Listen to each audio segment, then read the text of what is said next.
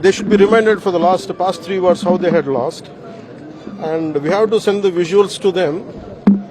Around 70,000 soldiers, how they were treated with a lot of respect. At the same time, if they try to overboard, every Indian will come to Pakistan.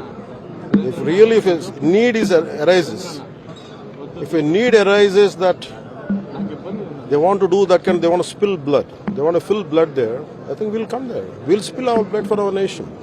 I think any sensible leader, any leader of a great responsibility, he should not have spoken like that. I think he should be reminded of his past, his country's past. Modi gayab ho gaya, and this is the photograph that they have put out.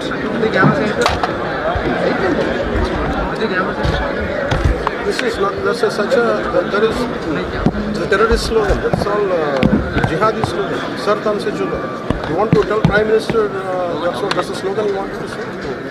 For me, this particular visual, as you're saying, if this is what they had done, it's a great humiliation, it's a threat to Honorable Prime Minister Modi.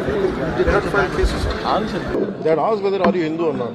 This is not the first time they had done it. Hindu genocide happened in Kashmiri with Kashmiri Pandits.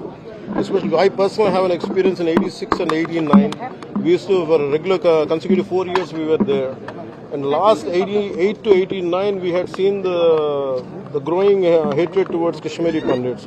A lot of people used to work for us, so we used to know the plight of Kashmiri Pandits. After 89, more than lakhs of Kashmiri Hindus migrate. I mean, they've been forced to leave their homelands and leave their homes, and they've been killed, they had been butchered, and they had been slaughtered. I think that is nothing but a continuity of that.